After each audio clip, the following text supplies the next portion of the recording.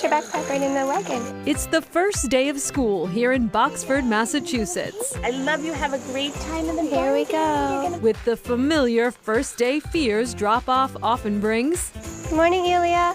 the excitement, worldly, animated conversation between two summer-separated friends. I need to tell you a story. But what you will not find at the Merrillhawk Nature School, buses, traditional classrooms, or even a brick-and-mortar building. Welcome to Forest School, where students learn outside, all day, all year long, on this 18-acre farm.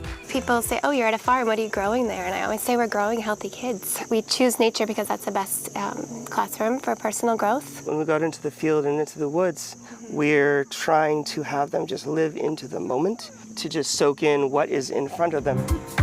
For the kindergarten class, those moments are filled with wonder. Oh my goodness, what is that? It's a frog? What's your favorite kind of flower? Pink. Flowers and cleanup. Can I help? Today's agenda, building a river through a rainforest. It's hard not to water your own curiosity here. So, For the older students, and then you're going to make a nice line across the top of your page. classroom instructions under a canopy of greenery before heading out into the woods to be assigned homework in the form of a tree. They will monitor their chosen woody work for the entire year, track changes. Jai Cotton has been a student here for several years. It's like different from everyday life, which is really fun. All the botanical stuff, we've gone really far into that. We've learned stuff called forest forensics, like how people have caught criminals because there was a kind of bug in their car that wasn't from another place. It's a curriculum that Kate and Rob Yeomans crafted for their own children and have shared with this community for a decade now.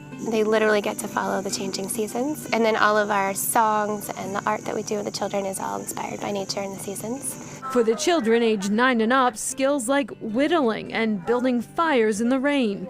The seeds of this non-traditional school were planted not on land, but on sea. Chronicle first met Kate in the 80s when she was just a kid, sailing with her father, Peter Morse. She and Rob took over the helm as adults and created Boat Camp. It all started with the boats, but we can't go boating in the winter. So we figured, how can we make boat camp be all year round? And so we expanded into the forest. In 2013, the Yeomans started with just a handful of students. This year, 450 will walk through their programs. There are challenges like monumental shoveling duties, measured not in sidewalks, but in acres. We actually were out in the morning shoveling the forest so that the kindergartners could actually walk. But weather, more how to deal with the weather, is part of the learning here. Dodging thunderstorms, how to have that resilience to work with nature, not against it. Parents equip their kids not with crayons, but with camping gear. It is different, our kids come to school in the warmer weather, they're wearing khakis and hiking boots and double-layered socks and lots of bug spray and sunscreen. And they come home from school and they want to go out in the woods and they want to go explore our own backyard and teach us about the things that they learned. Just being able to put a natural lens through all of their experiences is what we hope that when they grow older and are in a position to make good changes in the world, that they will do so with nature in mind. If mud molding, frog hopping, and poison ivy education doesn't convince you, the Yeomans point out one additional benefit to learning outside. Yeah, parents tell us their children sleep really well after a day at Merrillhawk. And we should point out there are a couple of buildings on campus that they can use during severe weather if needed. But school is canceled for the day if temps fall below 10 degrees. The land is donated by community members. I guess there's something for everyone, right? Absolutely. Coming up, medical innovation inspired by family. My grandfather, it was such a plague to him. He wouldn't tell anyone and wanted to work on something for him because I wanted him to age in a dignified way.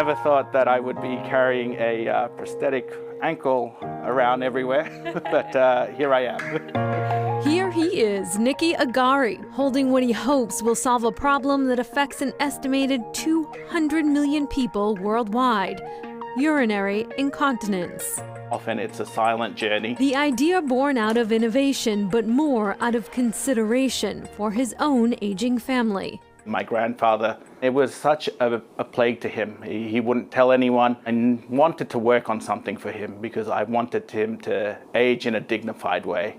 That was in 2017. Agari spent years in medtech. He says it provided the foundation he needed, and the pandemic provided the opportunity. This problem just continued to stick with me, even though my career was going in a different direction.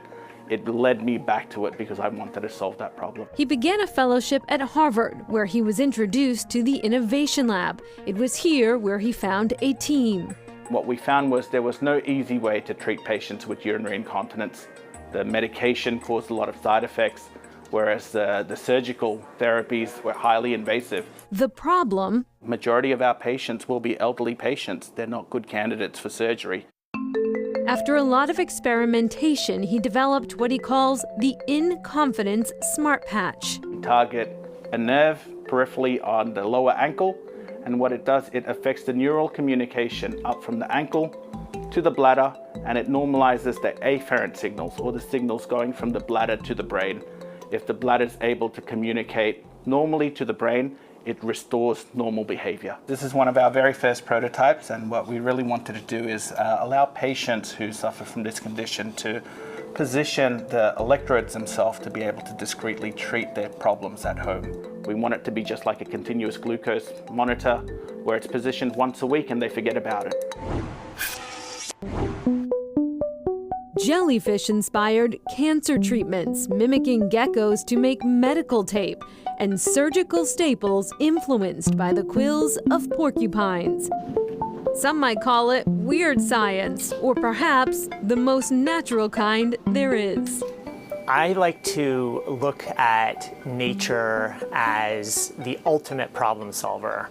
Any creature that's alive today or any plant is here because it has solved insurmountable problems. Welcome to the lab of Jeff Karp, professor of medicine at Brigham and Women's Hospital, where bio-inspiration has solved major medical conundrums. When I was in the 3rd grade, we moved out to the country. Just kind of being submersed in that environment really fueled my curiosity for really everything, and in particular nature.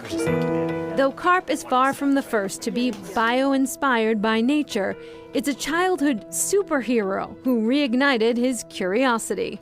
When I was doing my postdoc at MIT, I saw a journal article that had a picture of Spider-Man, an action figure, actually hanging from the ceiling. I recognized it was in a nature journal. And what the authors had done, by learning how geckos can attach to surfaces with a single toe pad and just hang their entire body weight, they had learned how that interaction creates a great adhesive interaction with that surface.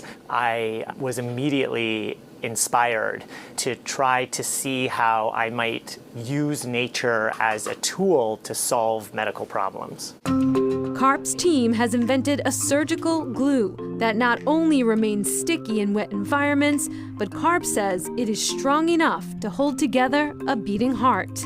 Probably the most challenging environment inside the human body because it's incredibly wet, so heart's beating on average 60 beats a minute, it's expanding, contracting, and if you put something on a surface that's kind of stretching out and contracting, it can fall off. So we turn to nature for inspiration. Sometimes you'll see a snail sitting on a leaf and it's raining and it's staying put, it's not falling off. You might see it walk across the ground, there's kind of this goo behind it.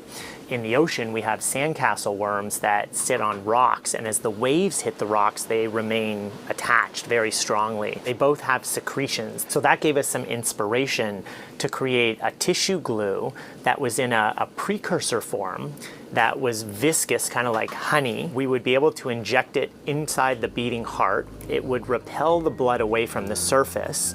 And because it's viscous, it would stay there long enough for us to then shine light on it. And the light, we engineered the system so that the glue would then cure.